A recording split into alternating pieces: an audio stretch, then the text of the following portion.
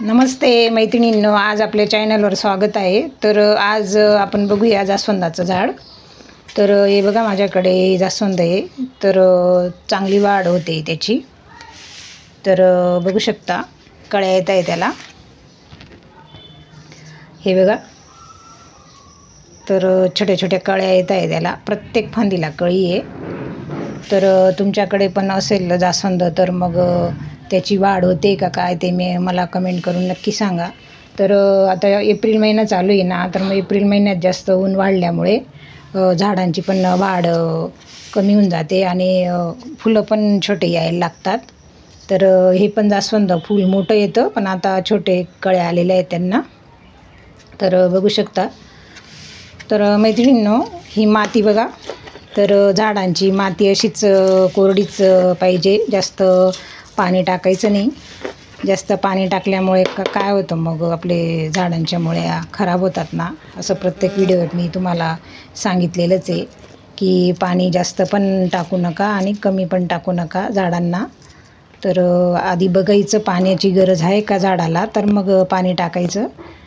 तर ही बघा, माती अशी खूप कोरडी माती आहे, त्याच्यामुळे मग झाड पण छान वाढत राहतं, त्याची वाढ छान होत राहते.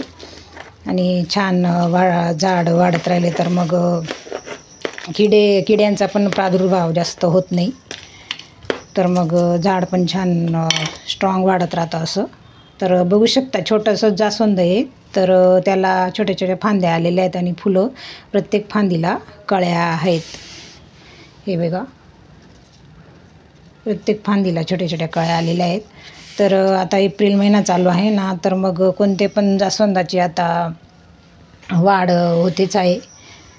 तर मैत्रिणींनो, तुमच्याकडे गुलाब असेल, मोगरा असेल, तर त्याला तुम्ही हे जे आज मी खत देणार आहे ना, तर ते तुम्ही कोणत्याही झाडाला देऊ शकता. तर कोणतं खत देणार आहे ते मी आता तुम्हाला दाखवेल. तर असं कचरा वगैरे सगळं काढून टाकायचं झाडांमधलं, आणि गवत वगैरे पण असेल तर ते पण काढून टाकायचं. असं क्लीन ठेवायचं झाडाची कुंडी. पिवळे पानं वगैरे पण काढून टाकायचे. तसं तुम्ही जर माझ्या चॅनलवर नेहमी व्हिडिओ बघत असाल तर तुम्हाला माहितीच असेल मी काय सांगितलेले असं. तर मैत्रिणींनो, तुमच्याकडे आहे का नाही ते जास्वंद मला नक्की सांगा. तर जास्वंद हे गावठी हायब्रिड दोघी जास्वंदाचं आत्ता सध्या वाढ होतेच आहे. तर कोणतं खत दाखवते ते तुम्हाला आता मी दाखवते. हे बघा, तर हे खत याचं खत आहे, वर्मी कंपोस्ट राहतं ना, त्याचं लिक्विड बनवलेलं आहे मी. आता सध्या उन्हाळा आहे ना, तर मग आपण कंपोस्टचं कसं असं सुकलेलं खत टाकू नाही शकत जास्त उन्हाळा असल्यामुळे. तर मग त्याचं तुम्ही असं लिक्विड करून टाकू शकता. तर हे बघा, मी असं याच्यात भिजून ठेवलेलं होतं ते. हे बघू शकता. हे बघा,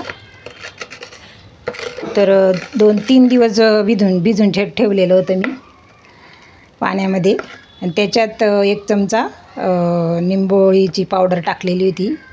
म्हणजे याची पावडर येते ना, ती निमखली म्हणतात त्याला. तर ती 1 चमचा टाकलेली होती की आपल्या झाडाला फंगस वगैरे लागायला नको म्हणून. तर मग हे 3 दिवस भिजून ठेवलेलं होतं. तर मग हे 1 लिटर प्रमाणात मी टाकतेच आहे. तर हे बघा, 5 लिटर पाणी घ्यायचं, त्याच्यात हे लिक्विड टाकायचं आणि मग ते आपल्या झाडांना, सगळ्या झाडांना टाकून द्यायचं. तर कोणत्या पण झाडाला चालेल ते, मोगऱ्याला, गुलाबाला, जास्वंदाला, कोणत्या पण प्रत्येक झाडाला तुम्ही टाकू शकता ते सध्या.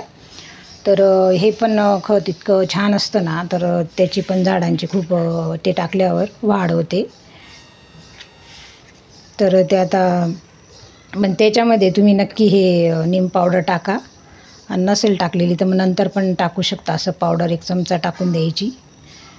आणि सुकलेल्या दुसरे खतं पण तुम्ही सध्या टाकू शकता. जसं आता केळाची साल राहते ना, ती पण टाकू शकता.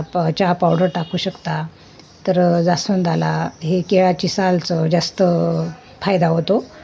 फुलं येतातच. आणि जर फुलं येत नसतील तर मग तुम्ही त्या झाडाची कटिंग करायची, मग वरची फांदी कट करायची, नवीन फांदी आल्यावर फुलं येतील मग. तर मैत्रिणींनो, बघा मग कसा वाटला व्हिडिओ. लाईक करा, शेअर करा, सबस्क्राईब करा. धन्यवाद.